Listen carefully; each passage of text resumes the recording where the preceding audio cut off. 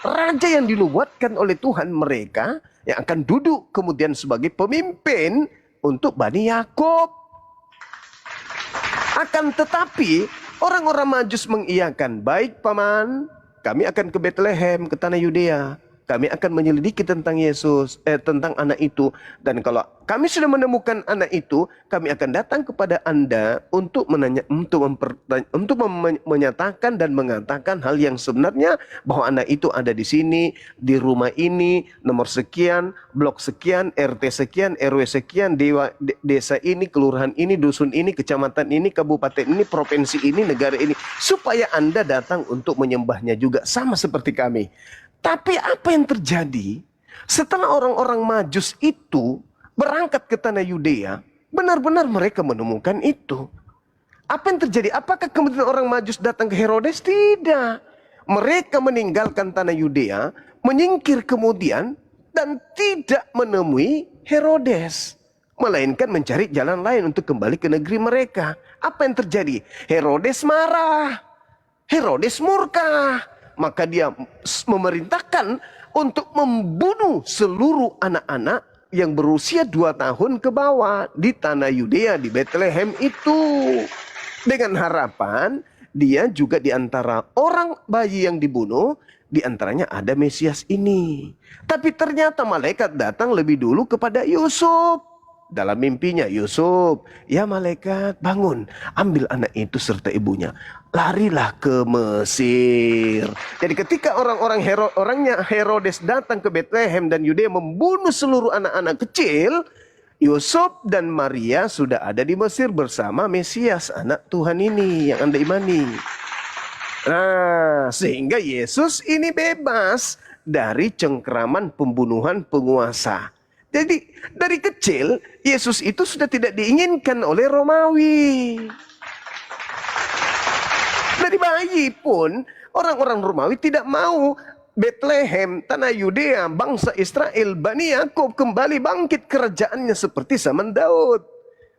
Tidak mau dia. Maka ketika Yesus dewasa, Herodes itu sudah tak ada. Herodes sudah meninggal. Maka yang menjadi pemimpin pada saat itu bukan Herodes lagi, tetapi seorang pemimpin, kalau tidak salah dia adalah Arkelaus, yang memimpin kemudian sebagai raja di sana. Bukan lagi Herodes kalau tidak salah saya. Nah, kemudian ketika dia menjadi besar, hal itu kembali terjadi. Kembali lagi terjadi untuk yang kedua kalinya. Yesus lagi-lagi dipersekongkoli oleh bangsanya sendiri untuk dibunuh. Sebab apa? Itu tadi. Orang-orang Roma tidak mau Yesus itu hidup. Karena kalau dia hidup, dia bisa menjadi raja, dia bisa memimpin Bani Israel untuk memberontak terhadap kerajaan Romawi. Agar bangsanya terbebas dari tekanan bangsa penjajah. Maka mereka sepakat, apa kata Imam Kayafas yang saya jelaskan tadi, adalah lebih baik satu orang Yesus mati daripada seluruh bangsa kita dirampas oleh Romawi. Maka mulai saat itu mereka bersepakat untuk membunuh Yesus. Mendengarkan itu, Yesus menghindar ke sebuah padang gurun di kota Efraim. Maka mereka tidak menemukan Yesus karena Yesus sudah menghindar ke sono. Jadi kesimpulan yang ingin saya sampaikan kepada saudara, upaya-upaya yang dilakukan Herodes dan upaya yang dilakukan oleh orang-orang Romawi, ahli kitab, mahkamah agama, imam kepala untuk membunuh Yesus, itu semata-mata karena unsur politik. Tidak ada unsur dosa waris, tidak ada nebus dosa, tidak ada untuk menebus, untuk menggenapi Torah, untuk menggenapi Yesaya, itu nggak ada. Murni Yesus ingin dibunuh supaya bangsa mereka ini langgeng, tidak dijajah oleh kekaisaran Romawi, dan supaya orang Romawi berpikir dia harus dibunuh, supaya tak ada lagi raja yang bangkit di tengah-tengah mereka, supaya mereka tetap senantiasa menjajah dan mendapatkan upeti dari rakyat tanah Yudea, Bethlehem, Yerusalem, intinya orang-orang Yahudi. Itu saudaraku. Jadi tidak ada unsur-unsur dosa waris lah, agar kemudian ada nanti agama Kristen lah, agar nanti Paulus diutus. Itu nggak ada sama sekali, nggak ada. Latar belakang sekali lagi dari sejak bayi Yesus ingin dibunuh karena politik. Begitu dewasa ingin dibunuh juga karena politik.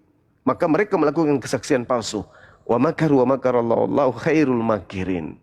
Jadi itu seperti itu yang sebenarnya terjadi di TKP itu seperti itu, Bang. Tapi belakangan muncul nanti untuk itulah Yesus mati agar ia dibangkitkan menjadi Tuhan. Nah, itu ajaran yang muncul belakangan tuh. Itu belakangan. Tidak didasari terhadap kejadian yang ada di TKP saat itu, detik itu. Begitu kawan. Silakan.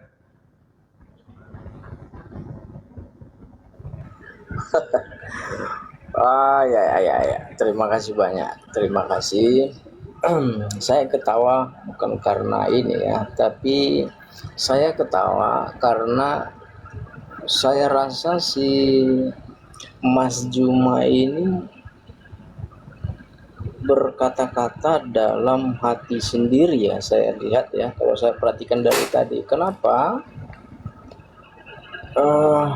Di sini saya bahas ayat, sementara Mas Juma ini membahas logika atau membahas tebakan-tebakan pikiran manusia ya di zaman itu, di zaman Yesus itu.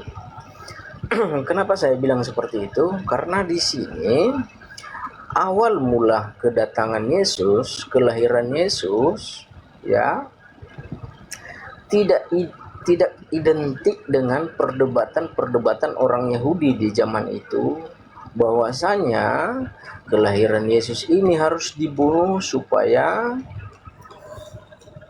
mereka terlepas dari tanah atau dari tangan orang penjajah yaitu Romawi. Tidak ada ayatnya di sini dari semenjak dia lahir ya. Karena Matius 2 ayat 1 ini ayat pertama kelahiran Yesus Kristus, dan langsung dihadapkan kepada raja orang Yahudi. Ya. Sekali lagi saya baca ya. Apakah saya salah baca atau saya benar membacanya atau bagaimana ya? Karena kalimatnya di sini enggak ada kata-kata Yesus harus dibunuh supaya kita lepas dari tanah penjajah yaitu orang Romawi ya. Saya baca sekali lagi ya, teman-teman ya, saudara-saudara ya. Setelah Yesus lahir di Bethlehem di tanah Yudea pada zaman Herodes, pada zaman Raja Herodes ya, pada zaman Raja Herodes, datanglah orang-orang Majus dari timur ke Yerusalem dan bertanya-tanya, di manakah dia raja orang Yahudi? Nah, mendengar raja orang Yahudi ini ya, maka marah nanti Herodes ini di sini karena dia mendengarkan kata-kata raja ini ya, yang baru dilahirkan itu, karena kami telah melihat bintangnya ya. Kalau kita meneliti ayat ini, kalimat ayat ini di sini berbicara soal keilahian, soal kuasa Allah, soal kuasa sang ilahi atau sang Allah. Ya, saya baca sekali lagi ya. Dan bertanya-tanya, di mana dia raja orang Yahudi ya, yang baru dilahirkan itu? Kami telah melihat bintangnya. Satu poin ya. Ya, satu poin bahwa tidak ada manusia seorang pun di bumi ini yang dia lahir terus ada tanda-tanda bintangnya. Tidak ada ya. Berarti ini menurut saya ini berbicara keilahian atau kekuasaan Allah ya, atau kekuasaan Tuhan. Selanjutnya, dan kami datang untuk menyembah Dia. Ya, di sini tidak berbicara soal politik, tetapi di sini berbicara soal kerohanian. Di sini berbicara soal ketuhanan. Kami datang untuk menyembah Dia. Ya. Nah, selanjutnya, ketika Raja Herodes mendengar hal itu, terkejutlah ia beserta seluruh Yerusalem. Maka dikumpulkannyalah semua imam, kepala, dan ahli Taurat. Artinya, sekali lagi saya bilang, di sini berbicara soal keilahian, soal ketuhanan, soal kealahan, bukan berbicara soal kepolitian. Maksudnya bukan bicara soal politisi, tetapi di sini berbicara soal ketuhanan. Karena yang dikumpulkan di sini, ya, saya baca sekali lagi ya. Maka dikumpulkannyalah semua imam kepala dan ahli Taurat bangsa Yahudi, lalu dimintanya keterangan dari mereka di mana Mesia akan dilahirkan. Ya. Saya baca ya, sorry ya, supaya lebih jelas ya, supaya jangan terpotong-potong ya, biar Mas Juma ini tidak salah sangka ya. Saya lanjut ya.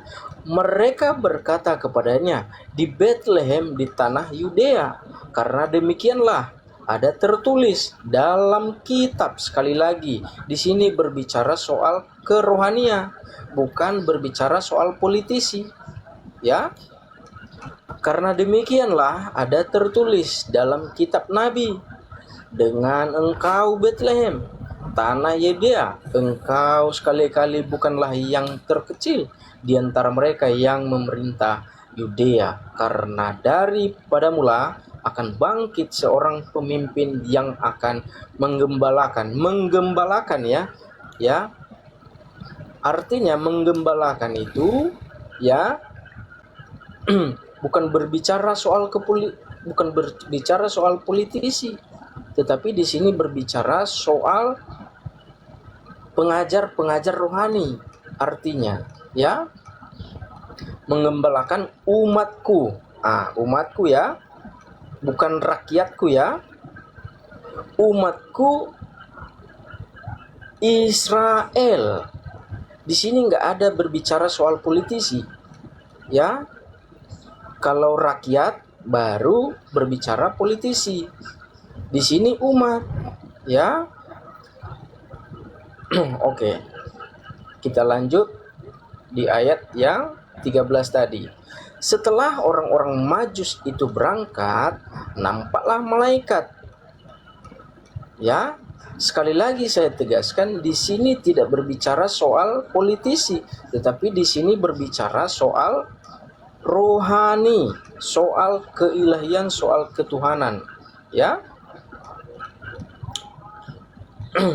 Nampaklah malaikat Tuhan kepada Yusuf dalam mimpi dan berkata, bangunlah, ambillah anak itu serta ibunya, larilah ke Mesir dan tinggal di sana sampai aku berfirman. Sekali lagi saya tegaskan di sini bukan berbicara soal politik, ya, bukan berbicara soal politik, tetapi berbicara soal kerohanian. Di sini sudah jelas, sampai aku berfirman kepadamu, ya, karena Herodes akan mencari anak itu untuk membunuh dia. Di sini nggak ada kata-kata orang Israel di sini. Di sini hanya berbicara soal kerohanian, tidak dengan politik. Ya, jadi kalau saya kurang tahu ya, entah Mas Juma ini pernah membaca ini atau belum, ya. Tetapi saya ingatkan sama saudara, saya pesankan sama saudara, ya, segala sesuatunya kalau kita pengen mengetahui, kita harus berasal dari akarnya. kita harus mengetahui dari awal mulanya kenapa masalah itu terjadi. Ya. Awal mulanya kedatangan Yesus di sini sudah jelas. Dia dicari dan dibunuh karena apa? Karena itu tadi sudah dinubuatkan semua berbicara soal kerohanian. Ya, dan banyak ayat-ayat yang lain menegaskan bahwa Yesus seolah-olah menghina Allah sendiri ketika orang-orang ahli-ahli Taurat di Israel atau di Yahudi mendengar hal itu, maka mereka marah besar karena mereka tersaingin. Poinnya Bukan apa bang? Kok orang-orang diulang-ulang pejabat. Bang Fargas, coba dipersingkat. Poinnya apa kok diulang-ulang? Iya, poinnya adalah di sini berbicara soal kerohanian, Mas, bukan Host itu soal radio lagi diputer politisi. itu. Lupa matiin. Ya, diputer-puter. Boleh saya tanggapi, boleh? Iya, yang poin saya di sini adalah saya tegaskan di sini Mas cuma tidak berbicara politisi, tetapi berbicara soal keilahian atau kealahan. Oke, silakan. Iya. Jadi saya sendiri sebagai narasumber Islam ini mengibaratkan Anda sedang menyebutkan nama-nama mangga, pisang, kedondong, apel, kemudian durian. Lantas Anda mengatakan ini tidak berbicara mengenai nama-nama buah. Ini sedang berbicara mengenai ikan. Anda menyebut, Anda membaca. Yang Anda baca itu adalah unsur politik yang begitu tajam sampai malaikat pun ikut berpolitik. Tapi Anda mengatakan ini bukan masalah politik. Bagaimana ceritanya? Herodes adalah seorang raja. Ada hal apa dia membahas tentang kerohanian dengan orang Yahudi? Mereka tidak ada sengketa tentang Tuhan. Antara Theos, antara dewa-dewa orang Roma, tidak sedang bersengketa dengan Elohim yang disembah oleh orang Yahudi. Anda berbicara mengenai raja. Raja siapa? Raja Herodes. Lalu kemudian Yesus dinubuatkan menjadi siapa? Menjadi pemimpin bangsa Israel. Sedangkan Herodes sedang duduk sebagai pemimpin rakyat Bethlehem, Yudea, Israel. Jelas ini berbicara mengenai politik. Anda menyebutkan nama-nama buah, tapi Anda mengatakan ini membahas tentang ikan, Bang Suma, bukan tentang buah. Nih, saya bukan ingin mengajarkan, saya hanya ingin meluruskan saja. Anda baca Lukas 1 nomor 33. Dan ia akan menjadi raja atas kaum keturunan Yakub sampai selama-lamanya. Dan kerajaannya tidak akan berkesudahan. Ini nubuat. Nubuat ini lebih dulu dipanggil imam kepala mahkamah agama. Apa yang kalian tahu tentang Mesias, tentang pemimpin yang akan bangkit di tengah-tengahmu? Di mana dia akan lahir? Di Bethlehem di tanah Yudea. Apa yang terjadi? Raja Herodes menginginkan supaya oknum ini dibunuh segera. Jangan dibiarkan dia hidup. Karena kalau dia dibiarkan hidup, dia akan menjadi pemimpin, dia akan menjadi raja. Dan sudah banyak raja-raja Yehuda yang kemudian melumpuhkan musuh-musuhnya. Di antaranya Daud, Salomo, Gedeon, Hezekia, dan seterusnya. Jangan dibiarkan lagi lahir besar Raja Yehuda, jangan. Sebisa mungkin mumpung masih bayi, bunuh memang. Supaya bangsa Israel tetap di bawah tekanan Kekaisaran Romawi. Dan engkau Bethlehem, tanah Yehuda, engkau sekali-kali bukan yang terkecil di antara mereka yang memerintah Yehuda. Memerintah Yehuda. Itu masalah pemerintahan politik, bukan masalah kerohanian. Karena daripada mula akan bangkit seorang pemimpin. Pemimpin itu raja. Ini membahas tentang politik. Ini bukan membahas tentang kerohanian yang akan menggembalakan Israel. Gembala-gembala Israel itu banyak. Nabi Musa gembala Israel, Nabi Daud, Salomo itu gembala semua itu pemimpin. Gembala itu pemimpin. Maka diam-diam Herodes memanggil orang-orang Majus dan dengan teliti bertanya kepada mereka, bila manakah bintang itu akan nampak? Kemudian ia menyuruh mereka ke Bethlehem dan berkata, pergi dan selidikilah dengan seksama hal-hal mengenai anak itu. Segera sesudah kamu menemukan dia, kabari aku supaya aku datang juga menyembahnya. Kata Herodes, padahal bukan untuk menyembahnya, untuk membunuhnya. Itu aja sudah unsur politik. Karena kemudian orang-orang Majus ini datang dalam mimpi mereka supaya jangan kembali ke Herodes, maka pulanglah orang-orang Majus ini ke negeri mereka melalui jalan yang lain. Apa yang terjadi? Apakah Herodes itu tinggal diam? Tidak. Malaikat datang dengan cara berpolitik juga. Malaikat datang kepada Yusuf. Yusuf, bangun, ambil istrimu, ambil anak itu, larilah kalian ke Mesir, tinggallah di sana sampai aku kembali berfirman kepadamu, karena Herodes akan mencari anak itu untuk membunuh dia. Maka Yusuf bangun, mengambil anak itu dan istrinya malam itu juga menyingkir ke Mesir dan tinggal di sana hingga Herodes mati, baru balik lagi ke Bethlehem, baru balik lagi ke tanah Yudea. Setelah kemudian dipimpin tanah Yudea itu oleh Arkelaus, anak daripada Herodes. Begitu. Nah, ketika kemudian Herodes ini tahu bahwasanya orang-orang Majus ini telah menipu dia, Herodes kemudian marah besar. Dia menyuruh membunuh semua anak-anak yang ada di Bethlehem dan sekitarnya, di mana anak-anak yang diperintahkan dibunuh adalah diindikasikan itu seumpama usia Yesus 2 tahun, maka semuanya anak dibunuh. Itu yang Anda harus pahami, Bung. Jadi dari kecil Yesus itu sudah kemudian diselubungi dengan agenda-agenda politik. Nah, yang saya bahas ini itu pada saat dia dewasa, Bang, bukan pada saat dia kecil. Pada saat dia kecil, musuh terbesarnya adalah Herodes. Pada saat dia besar, musuh besarnya adalah kaumnya sendiri. Kenapa? Karena kaumnya masih dalam tekanan kerajaan Romawi dan tidak ingin kemudian bangsanya benar-benar dirampas secara totalitas oleh Kaisaran Romawi, maka mereka harus menumbalkan Yesus agar bangsa mereka tidak dirampas oleh Kekaisaran Romawi. Itu tertulis di mana? Yohanes 11 nomor 45 sampai nomor 57. Saran saya, belajarlah lebih dalam lagi kepada Bible. Jangan Anda mengatakan, Bang Suman tidak pernah baca. Saya puluhan tahun sudah mengkaji Bible ini, dan apa yang Anda baca itu sudah di luar kepala saya. Anda baru ingin membacanya, saya sudah tamat.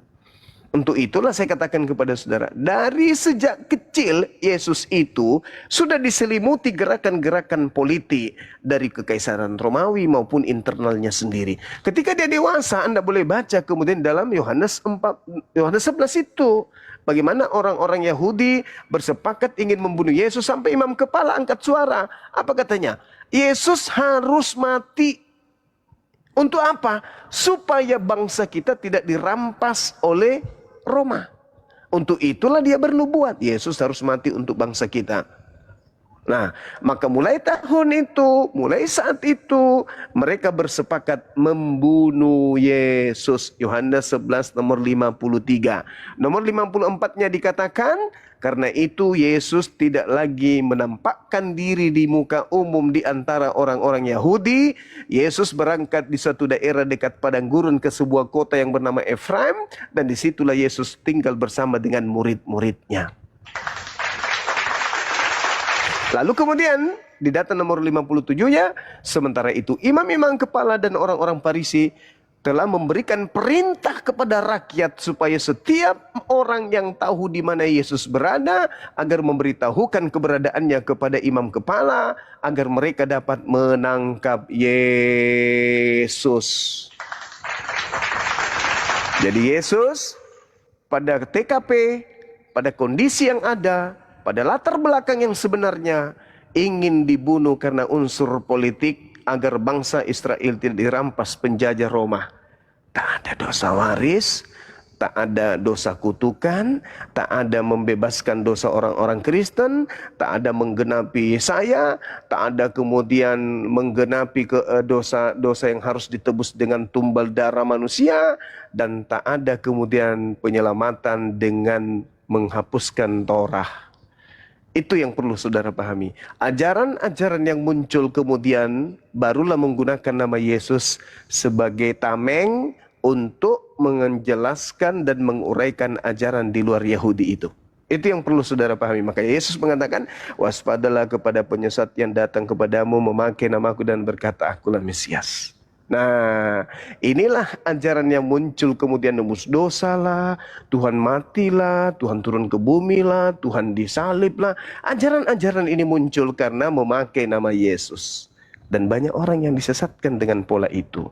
Nah, Yesus sudah menubuatkan dan Al-Quran menerangkan, wa makaru wa makarallah wallahu khairul makirin. Ketika orang-orang Yahudi membuat makar terhadap Nabi Isa alaihissalam, Allah membalas makar mereka dan sesungguhnya Allah adalah sebaik-baiknya pembalas kejahatan. Begitu saudaraku. Jadi saya berbicara terkait dengan data. Adapun ajaran Anda yang muncul belakangan Yesus nebus dosa bla bla bla, itu tidak sesuai dengan apa yang terjadi di TKP saat kejadian. Seibarat kata nih, ada orang yang ingin membunuh Pak Bom Bom misalnya. Kita bunuh Pak Bom yuk. Kenapa dia harus dibunuh? Ya karena dia mengambil tanah kita tanpa izin. Dia merekayasa sertifikat tanah kita. Ayo bunuh, bunuh, bunuh. Terjadi eksekusi terhadap Pak Bom Bom. Ternyata sebelum itu terjadi, pemerintah telah menyelamatkan Pak Bom Bom dengan mengirimnya ke Pulau Jawa. Tidak dibunuh dia. Nah, 1 abad kemudian, 3 abad kemudian muncul ajaran baru. Bom Bom mati disalib untuk menebus dosa-dosa kita. Padahal pada saat kejadian bukan karena dosa, tapi karena adanya sengketa lahan. Inilah yang terjadi sekarang ini. Orang kemudian meneteskan air mata. Oh begitu besar kau Tuhan karena kau telah mencurahkan darahmu untuk kami. Padahal kejadian di TKP tidak begitu. Kejadian yang ada orang-orang Yahudi ingin membunuhnya karena takut bangsanya dirampas oleh Kekaisaran Romawi. Begitu saudara. Begitu kenyataan yang tertuang di dalam Bible.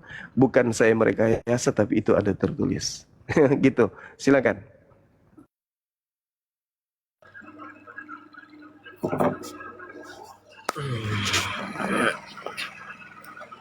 Ya, sebelum ke Bang Vargas melanjutkan, saya sapa dulu tamu ini.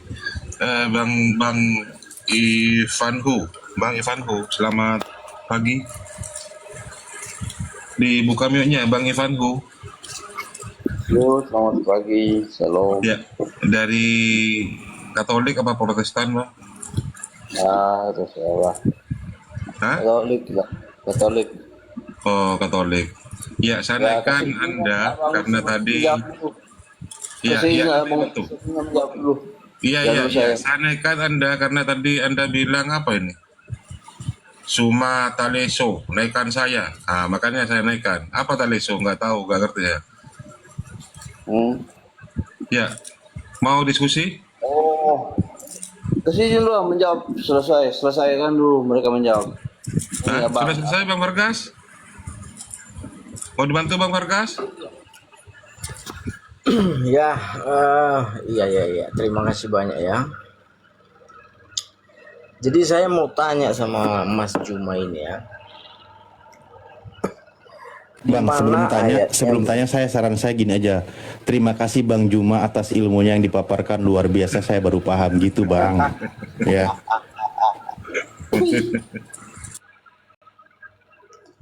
Itu menurut kamu sih Mas Bro.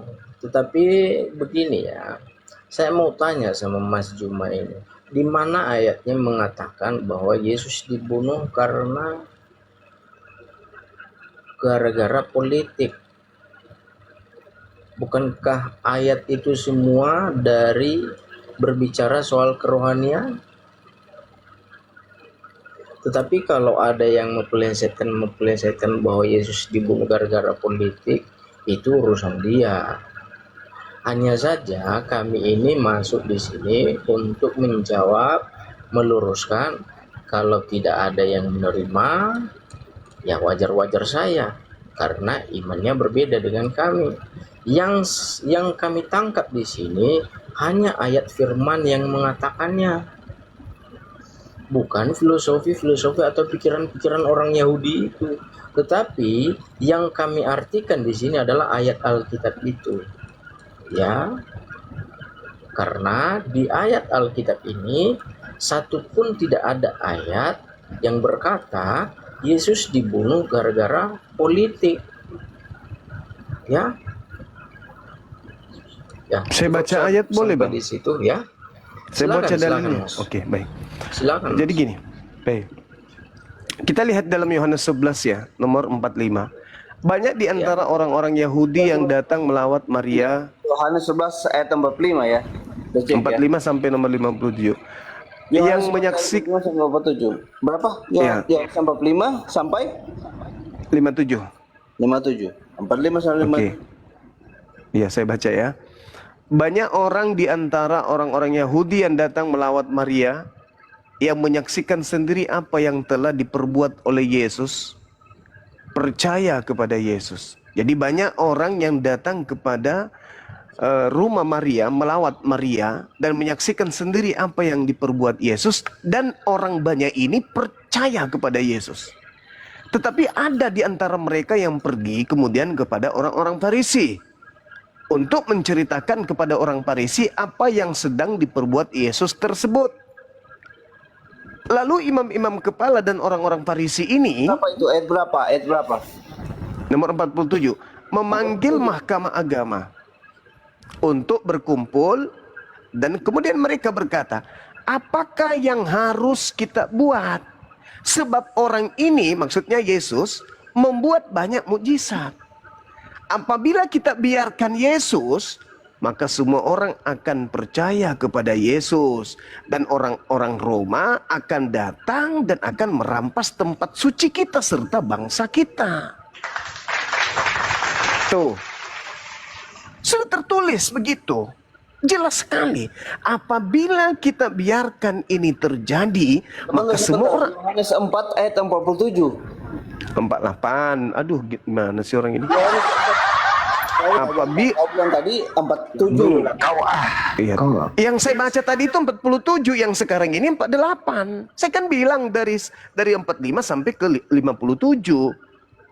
Begitu saudaraku. Jadi kita sedang belajar ini. Tetapi seorang di antara mereka, yaitu Kayafas, imam kepala, berkata kepada mereka, kamu tidak tahu apa-apa dan kamu tidak insaf, bahwa lebih berguna bagi kamu jikalau satu orang mati, yaitu Yesus, untuk bangsa kita, yaitu bangsa Israel. Zuma. Teks Yohanes 4 ayat 48, maka kata Yesus kepadanya, jika kamu tidak melihat tanda dan mujizat, kamu tidak percaya. Jangan kamu lebarkan. Jangan kamu lebarkan. Itu aja. Anda salah baca, biar kawan. aja, Anda Mas. salah Biar, baca. Mas. Anda Mas salah baca. Ivan. Biar Anda aja salah dulu, baca. selesaikan dulu. Anda baca Selesaikan apa dulu, Mas. itu? Data apa yang Anda baca itu? Kamu bilang Yohanes 4. Yohanes berapa? Yohanes 11. Oh, Yohanes 11 48. Bang, kalau sakit gigi, jangan minum obat cacing. Biar kembali. Apabila kita biarkan Yesus, maka semua orang akan percaya kepada Yesus, dan orang-orang Roma akan datang. Tidak ada bilang apabila kita membiarkan Yesus atau apabila kita membiarkan dia. Dia itu siapa, Bang? Hah? Dia itu siapa? Ini dalam teks Yohanes bukan berarti Yesus. Dia Harusnya itu siapa? Nah, kau Dia bertanya. itu Maka dia itu semua akan orang percaya kepadanya, dan orang Roma akan datang dan merampas tempat suci kita serta bangsa kita. Dia siapa? Dia ini pakai koma, Bang. Iya, dia itu siapa di situ? Dia itu pakai koma, Bang. Antara Iya, itu- dia di koma situ itu- siapa? Nah, sekarang saya tanya, Abang, saya bicara Zuma, komanya, saya bicara iblis. Ini orang turunin aja dulu, kesel gue banyak bang. Acing, turun dulu kau lah, ganggu aja. Sorry Bang ya, sorry. Jadi kalau kita beragama itu harus membela akidah kita. Bukan kita yang kemudian mati-matian membela akidah kita karena bertentangan dengan dalil. Dalil dalam Bible kita itu seharusnya membela akidah atau membela iman. Ini yang terjadi sekarang adalah iman Anda justru bertolak belakang dengan dalil yang ada di Bible Anda. Sehingga Anda mati-matian membantah ketika saya meluruskan proses yang ada bahwa Yesus itu ingin disalib karena mereka tidak ingin bangsanya dirampas oleh Roma. Itu kan tertulis, apabila kita membiarkan orang ini, maka orang Roma akan datang dan akan merampas tempat suci serta merampas bangsa kita. Itu kan dalil. Maka mulai saat itu imam kepala yaitu Kayafas bernubuat bahwa Yesus harus mati untuk bangsa itu. Bangsa mana? Bangsa Israel. Maka mulai saat itu mereka bersepakat membunuh Yesus. Nah tadi saudara siapa namanya? Pargas minta dalil. Mana unsur politiknya? Apabila kita biarkan Yesus melakukan mukjizat dan semakin banyak orang percaya kepada dia, maka semua orang akan percaya kepadanya dan orang-orang Roma akan datang dan akan merampas tempat suci kita. Apa dan bagaimana caranya supaya bangsa mereka tidak dirampas oleh bangsa Romawi? Dengan cara apa? Dengan cara membunuh Yesus. Supaya apa mereka membunuh Yesus? Supaya bangsanya tidak dirampas oleh Romawi. Nah itu politik tidak? Politik. Andaikan kemudian imam kepala berkata, Yesus harus mati untuk menebus dosa kita, maka fix Yesus mati untuk menebus dosa. Tapi faktanya, Yesus harus mati untuk bangsa mereka, agar bangsa mereka tidak dirampas oleh Yahudi, oleh Romawi. Bukan dikatakan Yesus harus mati agar dosa-dosa kita ditebus. Itu nggak ada. Tapi Yesus harus mati agar bangsa kita tidak dirampas oleh Roma. Nah itulah akarnya, itulah awalnya. Kenapa Yesus ingin dibunuh? Karena takut bangsa mereka dirampas oleh orang Roma. Kenapa Yesus ingin dibunuh pada saat dia mati? Pada saat dia bayi? Karena bangsa Romawi takut mereka tidak lagi berkuasa terhadap tanah Bethlehem. Karena bangsa Romawi takut kalau kerajaannya diganti oleh kerajaan Yesus. Karena bangsa Romawi takut kalau kerajaan Daud kembali bangkit. Karena kerajaan Romawi takut kalau kerajaan Israel dari Ben Yakub itu kembali berjaya. Maka mereka dari sejak bayi Yesusnya harus dibunuh. Ketika ternyata dia kecolongan dan sudah mulai besar, justru bangsanya sendiri yang ingin membunuhnya agar bangsa Romawi tidak merampas bangsa mereka. Jadi unsur politiklah yang melatar belakangi pembunuhan dan penyaliban terhadap Yesus. Apakah Tuhan pencipta langit dan bumi rela nabinya dibunuh, disalib untuk politik? Tentu tidak. Silakan.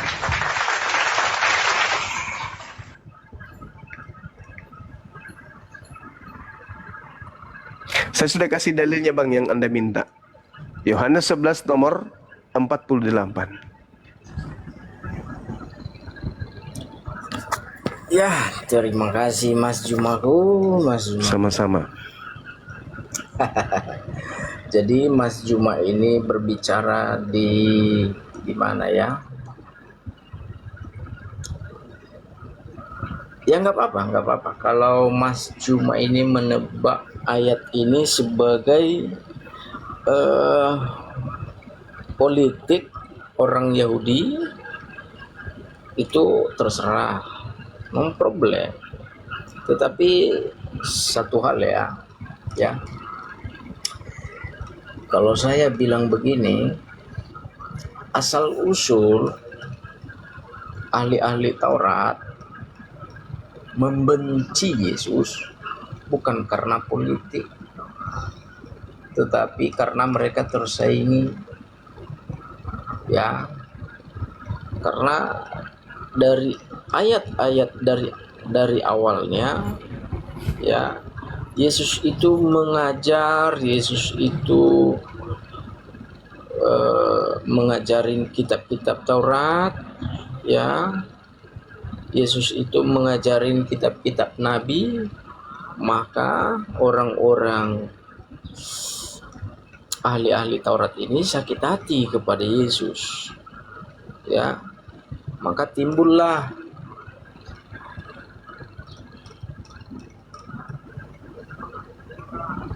kejahatan-kejahatan itu di dalam hati mereka.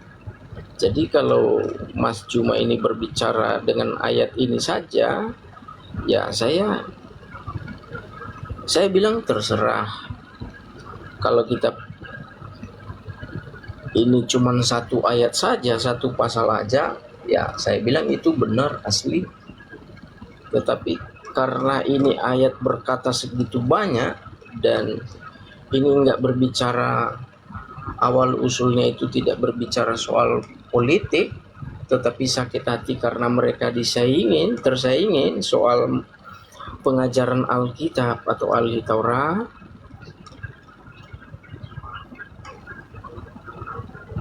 Maka menurut ayat ini di sini, kalau kita artikan, ini bukan karena politik, Mas, tetapi karena sakit hati. Mereka mau membunuh Yesus itu karena sakit hati mereka tersaingi, karena mereka ini ahli-ahli Taurat, ya. Tapi ya terserah siapa yang bisa mengartikan ini bahwa ini gara-gara politik. Ya, kalau menurut saya sebagai orang Kristen, karena saya membaca dari awalnya, ya, ini bukan bicara soal politik, Mas. Tetapi asal usul orang-orang ahli Taurat ini sakit hati kepada Yesus karena mereka tersaingi. Karena Yesus ini membongkar semua secara tidak langsung, membongkar semua ajaran-ajaran mereka yang tidak benar. Maka timbullah di dalam hati mereka kejahatan. Maka mereka mencari cara mempengaruhi masyarakat itu, orang-orang Yahudi yang lain, untuk membunuh Yesus. Tetapi oke lah, terserah. Saya sendiri ya, kalau saya tidak bisa, orangnya tidak mau memaksa. Ya, bagi siapa yang mengartikan ayat ini dari ayat 1 sampai terakhir ini, ya kalau dia bisa mengartikan ini sebagai politik, ya terserah. Itu hak dia. Tetapi saya di sini hanya menjelaskan, ya, karena ini Alkitab saya, ya. Jadi saya nggak salah kalau saya bilang ini bukan gara-gara politik, Mas Juma. Ya, jelas kalau kita melihat ayat ini saja, ayat 48 ini jelas betul. Mereka menginginkan Yesus, ya, supaya itu tadi, supaya jangan orang Romawi menguasai mereka, ya. Tetapi asal usulnya itu, ya, kalau kita mau membaca dengan baik, menelusuri dengan baik, asal usul mereka sakit hati kepada Yesus itu bukan politik, Mas.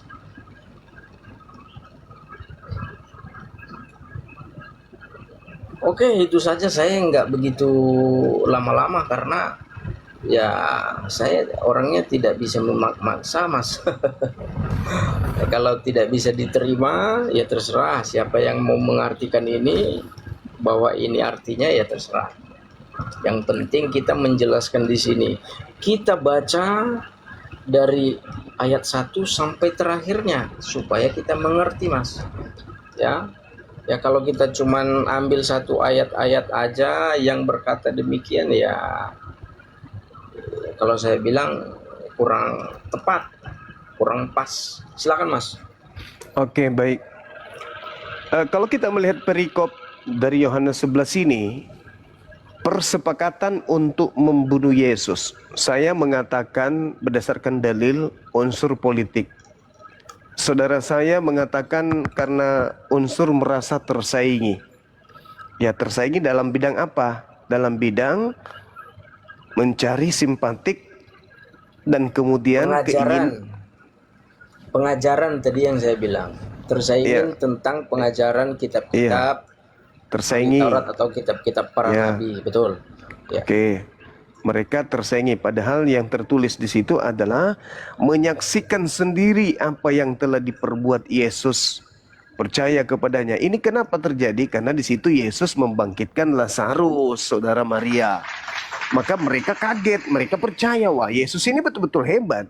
Tapi di antara mereka ada yang pergi kepada orang Farisi, menceritakan kepada mereka. Anda meminta saya tadi membaca dari data 1.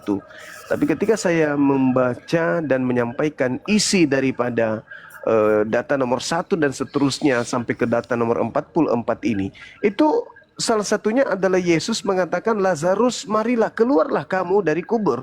Lazarus bangkit. Orang-orang yang datang di sana banyak menyaksikan, terkesima. Yesus ini benar-benar hebat, luar biasa. Maka di antara mereka yang datang melihat itu percaya kepada Yesus. Maka sebagian dari antara mereka datang melapor kemudian kepada orang-orang Farisi. Sehingga mereka punya kesimpulan Yesus ini harus dibunuh. Nah, saudaraku, ketika Mas Juma. Sabar dulu. Enggak, kita kan udah panjang lebar nih. Ya sekarang tanya jawab aja lah biar cepat. Iya, ini maksud saya. Saya ingin bertanya kepada saudara. Ketika orang bersepakat membunuh Yesus, menurut saya karena faktor politik, menurut saudara adalah karena faktor tersaingi. Pertanyaan saya, ada nggak orang-orang Yahudi ingin membunuh Yesus, sepakat membunuh Yesus karena faktor dosa waris? Silakan.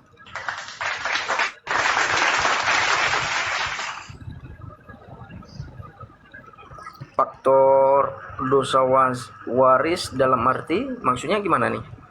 Kan orang Kristen mengatakan Yesus mati untuk menebus dosa kalian kan?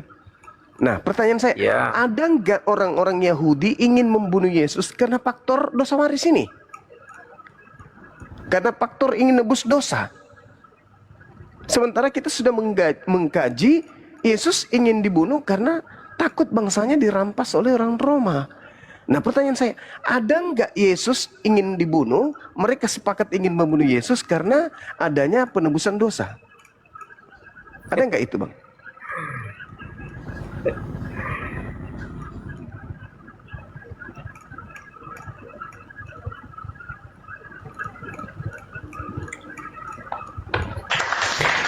Saya kira saya perlu mengembalikan ini ke moderator.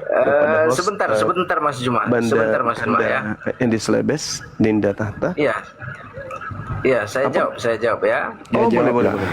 Silakan. Ya. Apakah ada orang Yahudi atau orang Israel itu membunuh Yesus karena faktor dosa pewaris ya?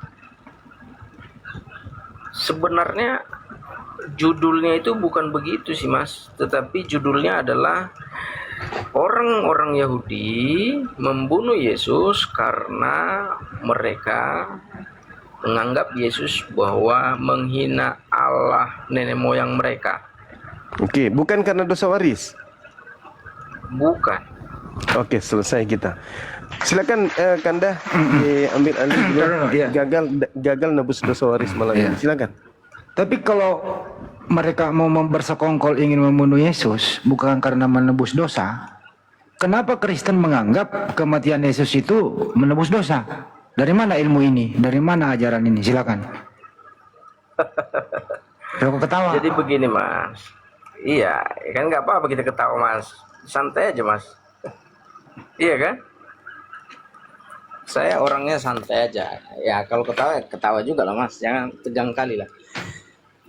Begini ya. Kalau saya katakan di sini, ya saya udah bilang dari awal. Orang Israel atau orang Yahudi itu dia itu terbelah. Ada yang percaya kepada Yesus, ada yang tidak percaya kepada Yesus. Nah, yang tidak percaya kepada Yesus yaitu pikirannya adalah Yesus ini menghina Allah nenek moyang mereka. Tetapi yang percaya kepada Yesus bahwa Bang, bukan itu pertanyaannya Bang. Tadi katanya mau dikelokkan, bukan pertanyaannya. Menurut Anda, Yesus mati di tiang salib itu tujuannya apa untuk Kristen? Kamu dengar saya dulu, Mas. Bukan itu yang ditanya. Bukan itu yang ditanya. Sama Mas Juma tadi. Iya, saya karena Bang Juma terlalu baik buat Anda. Tujuan Yesus, Mas, Soalnya tujuan Mas Yesus Juma udah mati di tiang bertobat. salib. Tujuan Yesus mati di tiang salib itu buat Kristen tujuannya apa? Mas, gini Mas ya. Inilah yang saya Orang-orang maksud tadi yang Bang Juma ini. Dia ngomongin buah-buahan aduh, tapi endingnya dibilang ikan. Mas, orang Yahudi itu yang percaya sama Yesus itu orang Kristen. Bukan itu yang ditanya. Bukan itu yang ditanya. Karena yang percaya kepada Yesus adalah orang Kristen.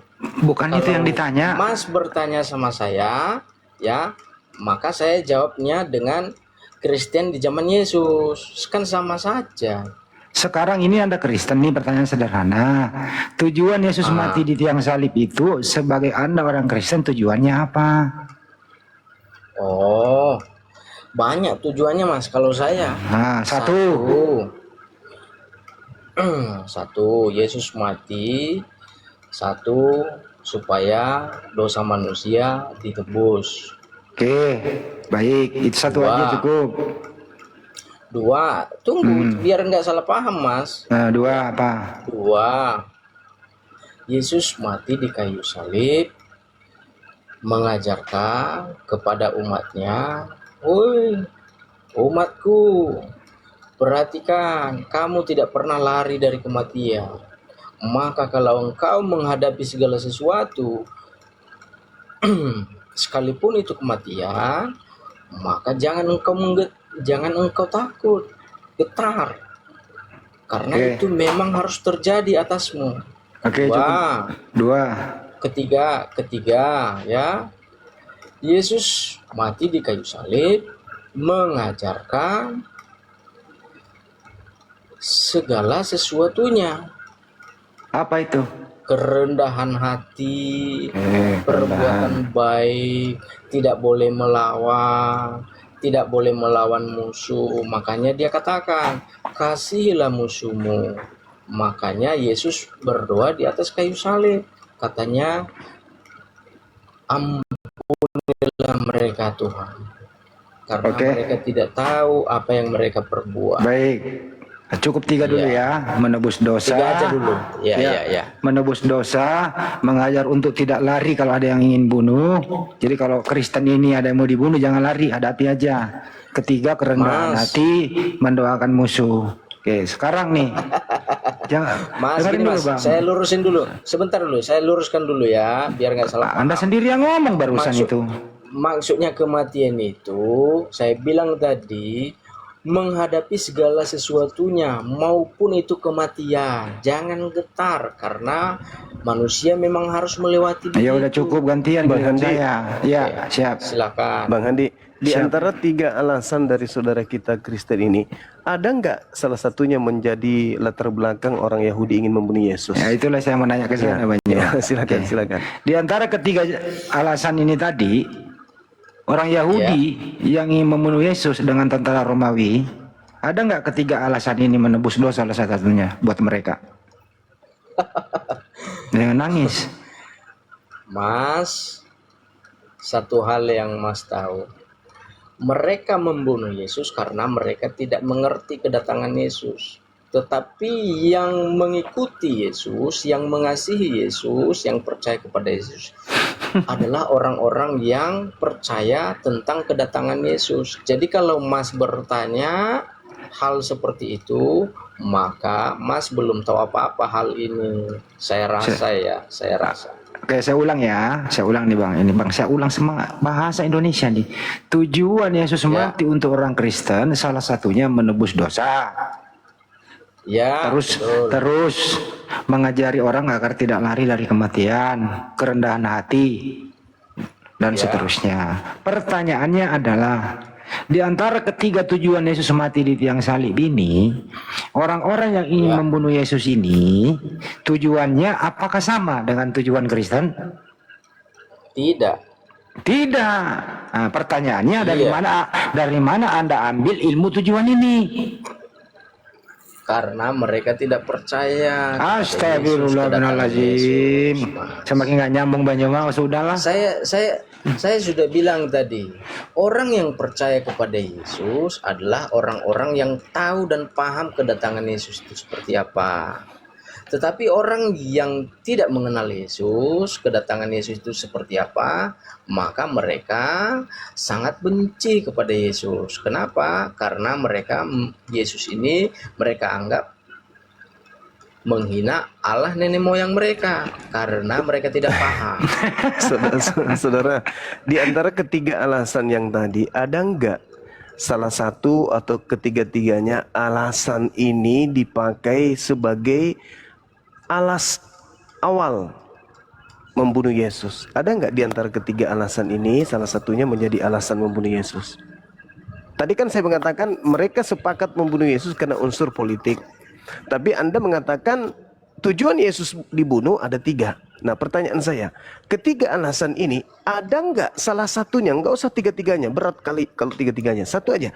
Adakah di antara 1 di 3 alasan ini yang menjadi dasar pijakan orang Yahudi sebagai tuan rumah, sebagai pelaku membunuh Yesus? Ada nggak, Bang? Aduh. Lanjut Bang Andi, lanjut Bang Andi. Mas Juma, ya, yang merencanakan Lain ditanya, lain dijawab Yesus kan? itu. Lain ditanya, lain dijawab. Mas, kamu dengar dulu Mas, supaya kamu paham Mas. Saya tidak pernah menolak pendapat Mas di situ ya. Tetapi paling tidaknya saya menjawab. Kalau tidak terima terserah ya. Ya, saya jawab ya. Kematian Yesus itu ya sudah dinubuatkan oleh Tuhan. Tetapi yang diinginkan oleh orang yang menyalibkan Yesus tidak dengan sepaham dengan tujuan Allah itu. Artinya tujuan Allah mereka tidak ketahui. Padahal tujuan Allah Yesus harus mati. Gimana ini Bang? Nah, ini? Orang ini nggak nyambung. sementara ya dengar ya. Bang, Tuhan berfirman Yesus harus mati itu di mana dalilnya? Seandainya Aduh, mereka mengetahui bahwa Yesus itu harus mati, mereka akan tidak melakukan itu. Karena kalau mereka menyadari hal itu, maka sama halnya mereka menyadari dosa mereka. Makanya saya kan udah bilang tadi, Yesus berkata, ampunilah mereka karena mereka nggak tahu apa yang mereka lakukan. Bukan itu yang ditanya. Kamu tidak Iya, percaya maksudnya dengan jawaban itu? Maksudnya kalau misalnya ampunilah mereka, sedangkan Anda Karena mereka mengatakan tidak tahu apa yang Iya. mereka lakukan. iya, iya. Kenapa harus diampuni, Bang? Sementara pembunuhan terhadap Yesus itu katanya Anda itu sudah dinubuatkan untuk dibunuh. Tuhan yang mau kan? Tuhan yang mau kan supaya Yesus dibunuh kan? Kenapa harus diampuni orang yang membunuhnya? Bukankah yang membunuh Yesus ini pahlawan? Katanya saudara saya ini Tuhan menginginkan Yesus dibunuh. Terus kenapa harus diampuni dosa-dosa pembunuhnya? Bukankah itu keinginan Tuhan? Oke, saya tanya sama Mas Juma. Ya, ya, jangan marah ya, Kan ini sama Enggak. pertanyaannya di. Saya cuman ini, Bang, bertanya-tanya Oke, kepada oke. Anda. Banyak hal yang perlu Sebentar. sebentar. Diobati dari Anda ini. Ya, silakan. Oke. Kita tidak bisa menolak pendapat Mas di sini ya. Saya bilang tadi itu terserah. Tetapi saya mau bertanya sama Juma, kalau boleh. Pertanyaan ini sama dengan pertanyaanmu dengan saya. Oke? Saya tanya sama Silakan. Juma. Silakan. Betul tidak? Ya, mohon maaf ya kalau salah ngomong ya. Betul Iya. tidak Nabi Muhammad itu sudah ditakdirkan oleh saya sebut oleh Allah untuk meninggal? Iya. Kullu nafsin za'iqatul maut. Semuanya akan mati. Itu udah Iya. udah merupakan hal. Nabi Isa juga mengatakan demikian. Dia mati. Nah, terus? Nah, pertanyaan saya di sini, Muhammad itu kan diracuni, ya, terus dia meninggal. Pertanyaan saya di sini, apakah dapat hadiah atau kado tidak orang yang meracuni Muhammad? Tidak ada. Di mana tuh Nabi Muhammad mati diracun? Tidak ada. Luruskan Banyuma. Jangan lari dong. Jadi gini ya, Semua saudara. orang sudah tahu. Nabi ayat Muhammad, Nabi Muhammad Sallallahu Enggak, Alaihi Wasallam. dijawab aja mas, dijawab aja mas. Jawab dengan cara diam atau dengan cara bicara? Atau begini. Ada seseorang, ya, orang ini sudah dinubuatkan dia hidupnya harus mati karena dia manusia, karena manusia harus mati, oke? Tetapi dia ini diracuni, ya. Pertanyaan saya, ya, orang yang meracuni dia berdosa atau tidak? Ini tidak Berdosa. berdosa ya, berdosa. Iya. Oke. Mas Juma sudah menjawab sendiri pertanyaan Mas Juma, Iya. ya. Jadi kalau Mas Juma bertanya, apakah yang membunuh Yesus itu sebagian dari rencana Tuhan? Jawaban saya tidak. Kenapa? Mas Juma sudah menjawab sendiri. Lucu ini bang, lucu. Jadi gini, dengarkan saya dulu. Jangan tertawa kalau belum lucu. Itu aneh. Silakan. Oke. Jadi gini. Mas Juma boleh ketawa kok. Mas Juma boleh ketawa. Saya tidak akan ketawa sebelum Anda sembuh. Anda parah. Jadi gini kok. Aduh. Jadi gini. Ya. Ketika Nabi Muhammad itu diracun, tidak ada yang mendapatkan manfaat di sana. Dan tidak ada kemudian Tuhan menubuatkan Nabi Muhammad diracun. Tidak ada dalil dalam kitab suci kami Nabi Muhammad dinubuatkan untuk diracun. Nabi Muhammad diracun dan 4 tahun setelahnya kemudian beliau masih berdakwah, bahkan memimpin jemaat untuk melakukan haji wada. Nabi Muhammad seibarat ditembak 4 tahun kemudian sudah baru kemudian beliau meninggal. Ada orang kemudian ditembak, bekasnya sudah kering, lalu kemudian dikatakan mati gara-gara ditembak 4 tahun kemudian, itu satu kemustahilan. Nah, jadi tidak ada dalam Islam itu Nabi Muhammad dinubuatkan mati diracun dan tidak ada yang mendapatkan manfaat dari kematian beliau sebagai oknum yang diracun. Sehingga yang meracun ini dikatakan sebagai pahlawan. Kenapa? Karena tidak ada manfaat bagi orang lain terhadap kami Muslim. Berbeda dengan Kristen.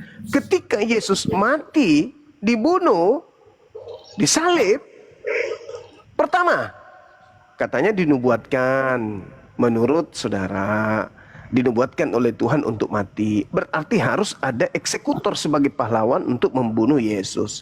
Yang kedua, akibat dari pembunuhan ini, miliaran manusia ditebus dosanya sehingga mereka masuk surga. Berarti pelaku pembunuhan Yesus itu adalah pahlawan untuk orang-orang yang masuk surga karena kematian Yesus. Sedangkan kami tidak ada orang masuk surga karena percaya terhadap kematian Nabi Muhammad diracun. Kalau karena Nabi Muhammad diracun, lalu kemudian dia mati, lalu kemudian manfaat kematian diracun itu menyebabkan kami masuk surga, maka yang meracun Nabi Muhammad itu pahlawan. Tapi kan tidak, berbeda dengan Kristen. Kristen masuk surga karena Yesus dibunuh. Karena Yesus itu mati untuk menembus dosa. Berarti pembunuh-pembunuh Yesus, termasuk iblis dalam hal ini, adalah oknum-oknum yang berjasa terhadap keselamatan Kristen. Tanpa iblis, tanpa imam kepala, tanpa mahkamah agama, tanpa kesaksian palsu, tanpa tipu muslihat, maka orang Kristen tidak selamat. Maka mereka pelaku tipu muslihat, mereka pelaku kemudian yang merasuki Yudas, itu adalah pahlawan-pahlawan yang menyelamatkan orang Kristen dari dosa. Maka Anda harus berterima kasih kepada Sibilisisis yang merasuki Yudas. Anda harus berterima kasih kepada imam-imam kepala mahkamah agama yang melakukan tipu muslihat dan kesaksian palsu. Maka Anda berterima kasih kepada pelaku-pelaku maksiat. Bahkan Anda berterima kasih kepada iblis yang merasuki Yudas.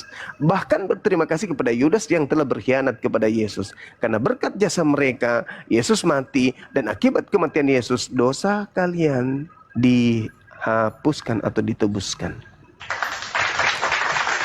Jadi sekali lagi saudaraku, ini bukan menang kalah.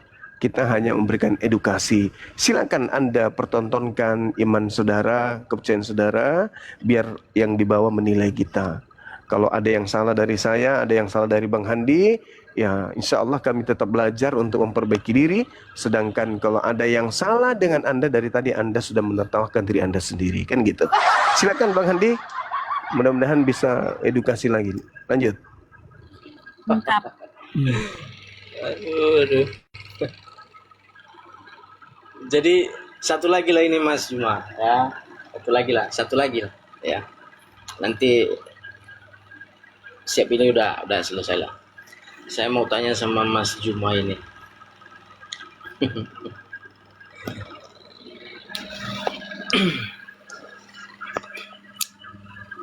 Rencana manusia itu sama nggak dengan rencana Allah atau dengan rencana Tuhan? Kalau menurut Mas Juma bagaimana? Jadi sebenarnya gini Bang, kalau berbicara mengenai di Islam, Allah itu menyiapkan dua kondisi. Fa'alhamaha fujuraha wa taqwaha. Jadi manusia itu diberikan dua potensi. Bisa taat kepada Tuhannya, bisa ingkar kepada Tuhannya. Mereka bisa bertakwa kepada Tuhannya, mereka bisa kufur kepada Tuhan. Itu potensi yang ada pada diri kita sebagai manusia. Jadi Tuhan punya rencana ya, menciptakan kita sebagai manusia, sebagai pemimpin, memimpin diri kita minimal. Lalu memimpin orang lain. Itu keinginan Tuhan. Namun kalau dalam ajaran agama Islam, wa ma khalaqtul jinna wal insa illa liya'budu. Aku tidak menciptakan manusia selain untuk beribadah kepadaku, menyembah kepadaku. Jadi tugas kita sebagai manusia itu sebenarnya hanya menyembah. Tidur, bangun tidur, tugas kita hanya menyembah. Sejak dari kita bangun tidur sampai kita tidur kembali, kerjaan kita hanya menyembah. Adapun makan, adapun bekerja, adapun kemudian berkeluarga, punya anak dan seterusnya, itu hanya hiburan-hiburan yang Tuhan sediakan kepada kita. Makan, nonton, tertawa dan seterusnya. Pada intinya tujuan kita diciptakan itu hanya untuk ibadah. Yang lainnya itu hanya pelengkap saja. Makan, tidur, tertawa dan seterusnya itu hanya pelengkap. Tapi tujuannya adalah ibadah. Nah sekarang ada orang, ada agama yang membalik kenyataan. Dia tidak ibadah lagi. Dia disibukkan dengan prosesi-prosesi kehidupan mereka sebagai orang yang mengklaim diri mereka sebagai bukan lagi Tuhan, hamba Tuhan, tapi anak Tuhan. Nah kalau di Islam tidak. Islam hidup dari sejak dia dewasa sampai meninggal dunia tujuannya memang untuk beribadah. Yang lainnya itu bekerja, sekolah, kemudian apalagi bertetangga dan seterusnya itu hanya pelengkap. Tapi tujuan dia dicipta adalah untuk ibadah. Gitu saudaraku. Jadi di Islam itu jelas.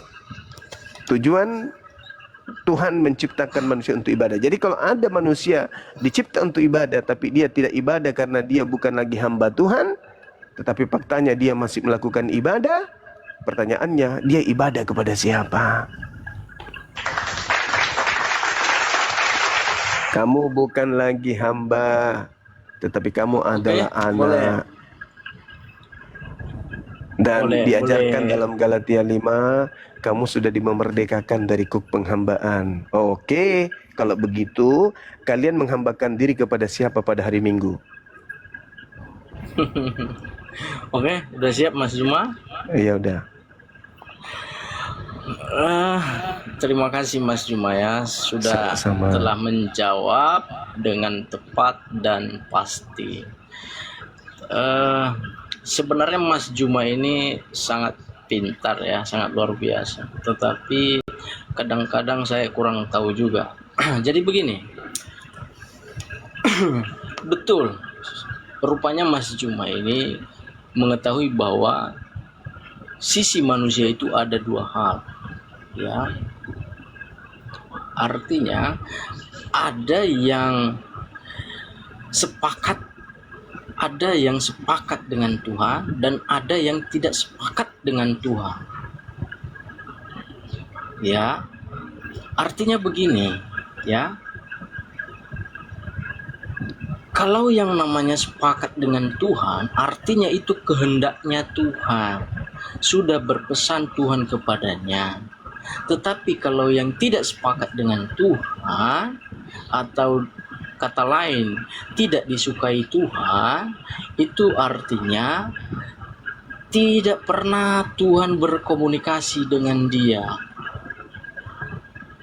Artinya begini, kalau teman-teman bertanya apakah yang membunuh Yesus, yang menyalibkan Yesus itu di kayu salib, apakah itu mendapat kado atau hadiah atau menjadi pahlawan?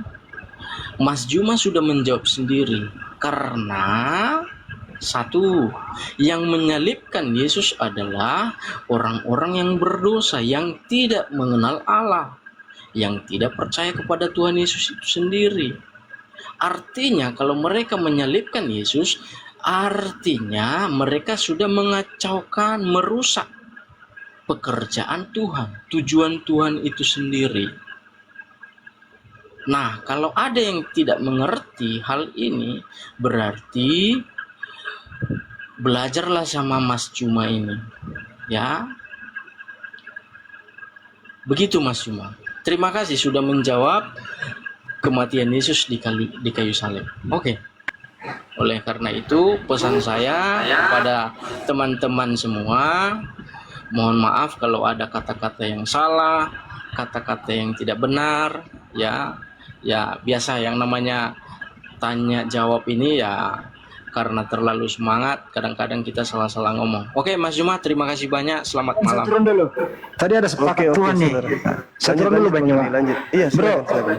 orang yang membunuh Tuhanmu yang nama Yesus ini, atau orang pelaku pembunuhan Tuhanmu ini, Yesus, apakah sepakat dengan Tuhan? Itu aja. Kalau mereka sepakat dengan Tuhan, berarti mereka mengenal Yesus. Karena Berarti kalau Yesus adalah utusan Allah. Berarti kalau nggak sepakat dengan Tuhan, sepakat dengan siapa? Mereka sepakat dengan dirinya sendiri atau dengan si iblis. Terima kasih Bang Juma udah dijawab. Mantap. Sepakat dengan iblis. Mantap. Iya, itu berarti tindakan mereka bukan tindakan yang dikenal oleh Allah. Makanya mereka murtad atau binasa, berdosa. Oke, penyaliban ini itu rencana siapa, Bang? Gimana? Penyaliban itu rencana siapa? Aduh, Mas mau pada lu, Mas sudah jawab tadi ya. Balik lagi ya. Jadi Enggak, begini. maksudnya kan tadi Iya. orang-orang yang menyalib Yesus itu sepakat dengan iblis. Nah, sekarang Oke. penyaliban ini Begini. rencana siapa? Saya mau menjelaskan ya. Tuhan memilih nabi, ya. Dan Tuhan sudah mengetahui, merencanakan bahwa nabi ini harus mati. Oke. Tuhan sudah merencanakan bahwa nabi ini harus mati supaya manusia tertebus dari kesalahan-kesalahan. Ya, katakanlah begitu ya. Oke. Terus saya datang, tidak kenal Allah, dan saya tidak percaya dengan kata-kata nabi yang diutus oleh Tuhan ini, ya. Oke. Terus saya ingin membunuh dia. Nah, hingga cerita saya sudah membunuh dia.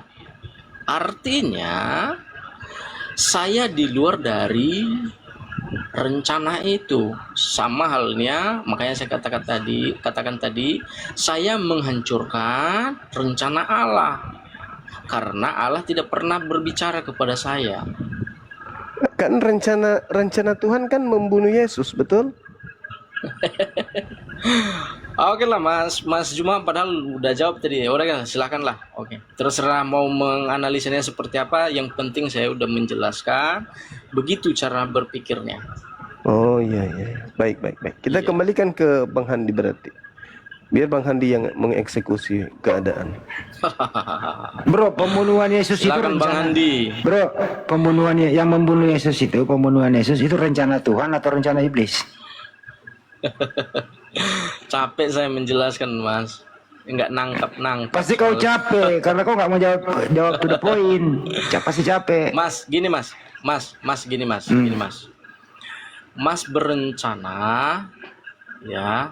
Saya nggak punya rencana membunuh orang. Contoh. Saya nggak punya rencana membunuh orang. Enggak, contoh aja ini, contoh. Nggak usah ngasih contoh, jawab aja. Ini mau udahan. Itu rencana Masalahnya siapa saya pembunuhan Yesus? Rencana siapa? Masalahnya saya udah menjawab dari tadi Mas. Assalamualaikum warahmatullahi. Sini Bang Andi, gua makan. Iya, makan. Pendapat kita kan berbeda-beda Mas. Kenapa bapaknya bunuh anaknya? Supaya apa?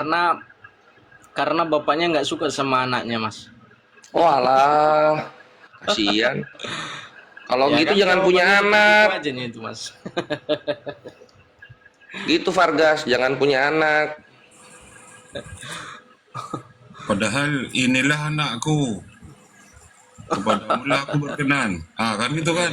Inilah anakku yang kusayang. Sebenarnya tadi sih udah dijawab bahwa pembunuhan Yesus itu adalah tidak sepakat dengan Tuhan. Udah dijawab sebenarnya. Jadi tadi dia bilang tadi sepakat dengan iblis. Jadi pembunuhan Yesus itu sepakat dengan iblis. Tidak sepakat dengan Tuhan. Udah ada jawab tadi itu. Cuma dipertegas oleh Bang Juma. Kalau begitu kehendak siapa? Dia nggak mau mempertegas lagi. Gitu kira-kira teman-teman. Mas, jangan plesetkan Mas, ya. Makanya dia Tadi saya bilang bukan begitu. Tutupi. Saya bilang begini, sebentar ya Kak. Saya bilang begini.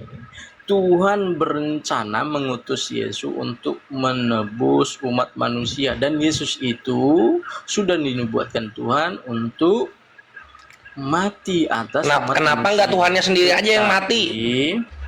Tetapi ada orang yang tidak mengenal Tuhan itu, rencana Tuhan itu. Ya, karena sakit hati mereka membunuh. Maka itu namanya mereka mengacaukan rencana Allah. Maka mereka disebut orang-orang berdosa. Artinya orang-orang binasa. Yang menggagalkan Allah berencana. Bisa digagalin ya rencana Tuhan ya? Tuhannya gimana ini? Mereka mengacaukan, bukan menggagalin, Mengacaukan. Artinya Iya. Tuhan yang maha kuasa ini kalah sama ciptaan yang bisa mengacaukan. Bisa gitu dia. Mas, Ya. Mas Oi. yang mengetahui ini hanya orang-orang yang imannya kekristenan. Tapi Vargas sudah ngasih tahu kami jadi tahu sekarang rencana Selagi Tuhannya Mas Kristen bisa dikacaukan. Selagi Mas belum percaya kepada Yesus Kristus, Mas belum tahu hal ini. Maksudnya gimana mau percaya gini loh. Karena Adam jatuh ke dalam dosa, Vargas. Adam jatuh ke dalam dosa. Dia nembusnya 4.000 tahun kemudian. Apa yang selamat dari Adam, coba lu bayangin. Gimana mau percaya? Selamatin Adam aja nggak bisa. Gimana mau nyelamatin gua? Iya, kalau Mas mau mengetahui hal itu, maka pelajarilah dari awalnya Mas. Jangan tanya. Udah ketahuan Vargas. Adam diusir, jatuh ke dalam dosa. Ini penebus dosanya Adam baru nongol di zaman Yohanes. Jauh. Telat 4.000 tahun, telat. Gitu loh. Kok gua dibilang blender? Mas, Ya. Oi. jangan begitu Mas. Ya, kalau Mas belum tahu hal itu, saya sarankan belajar. Iya, ini udah belajar. Yesus itu dalam kekristenan mati di kayu salib. Kapan matinya? Ketika di zaman Yohanes. Ya kan? Di zaman Yohanes. Matinya bagaimana? Disalibkan. Siapa yang menyalibkan? Atas perintah Pontius Pilatus dari dakwaannya orang-orang Yahudi. Oke. Zaman Yohanes, kenapa tujuannya mati apa? Menebus dosa. Dosa siapa? Adam pertama kali jatuh ke dalam dosa. Loh, Adam yang jatuh ke dalam dosa kenapa nebusnya zaman Yohanes? Kan jauh. Jauh itu jauh. Jauh. Ngerti jauh? Ngerti? Jauh, jaraknya jauh? Ngerti? Nah, jadi gimana mau nyelamatin orang kalau dia nyelamatin manusia pertama aja nggak bisa gitu. Telat, Oke, telat. Nah, gitu. Saya mau tanya sama Mas apa namanya ini? Sukijat. Oh iya, Kores bisa. Iya. Ya, Kores ya. Emangnya Mas belum tahu hal itu, Mas? Ya tahu kan, diceritain sama Kristen. Lah, kenapa kamu tanya lagi sama saya, Mas? Bukan nanya, ini ngasih tahu lagi gitu loh. Disuruh percaya gitu sama Vargas, nyuruh gua percaya. Lu nyuruh gua percaya, lah hasil karya Tuhan lu aja gagal menyelamatkan Adam gitu. Nyuruh gua percaya. Gimana konsepnya Vargas? Enggak, saya mau tanya. Apa? Mas mau tanya sama saya gara-gara belum paham atau gara-gara penasaran? Gara-gara belum paham? Enggak, gue bukan bertanya, gue membantah suruhan lu. Lu nyuruh gue percaya soalnya Vargas. Nyuruh gue percaya Yesus juru selamat. Apa yang dia selamatin? Tunjuk satu orang yang selamat dari kematian oleh karena dia. Kan nggak ada. Ya sama halnya begini sih Mas ya, Ya. sama halnya begini ya. Kenapa Nabi Musa? Sorry ya, saya bukan ini ya. Aman, gue open minded orangnya. Ya. Silahkan. Ya minta maaf lah kalau Dimaafin. kata salah ya, kurang tepat. Gue kalau maafin lu nggak akan nuntut lu penjara karena gue mengasihi lu gitu. Gue nggak ada, saya mengampunimu tapi hukum tetap berlaku, nggak. Munafik itu. Lanjut. Kalau begini Mas, kalau Mas bertanya sama saya seperti itu, kenapa Yesus itu datangnya belakangan? Ya, Ya. ya sama aja begini. Kenapa Nabi Muhammad yang Mas anggap itu kedatangannya belakangan gitu loh? Ya, Nabi kami kan evaluator, kalau Nabi kami bukan penebus dosa. Iya kan? Meluruskan ajaran-ajaran yang salah. Kalau Nabi kami. Gini. Jadi kalau datang terakhir pas gitu. Kalau datang yang dari awal yang mau dievaluasi apa? Bukan. Apa? Maksudnya kan itu kan Al-Qur'an yang dibawanya, ya kan? Ya. Nah, umat-umat muslim itu kan dia harus berpegangan kepada Al-Qur'an, kan begitu? Ya. Nah, artinya sebelum Nabi Muhammad kan belum ada Al-Qur'an. Nah, Ya, belum dong. Patokan sama siapa? Kitab-kitab terdahulu. Patokan kitab apa? Taurat, Zabur, Injil. Hati-hati loh, hati-hati. Taurat, Zabur, Injil. Enggak, lu nanti yang kejebak di sini, lihat, perhatiin. Lu kejebak ini. Oke lah. Lo kok oke lah, lanjutin. Baru digebrak gitu doang udah mau mundur, lanjutin. Aduh. Lanjutin. Nanti saya tanya. Soalnya nanti gimana ya? Nanti iya kalau Mas Korse pandai jawab. Kalau nggak pandai jawab nanti Mas terjebak soalnya nanti. Iya makanya, Vargas, gue di sini mengosongkan diri loh untuk kebenaran. Mengosongkan diri gue.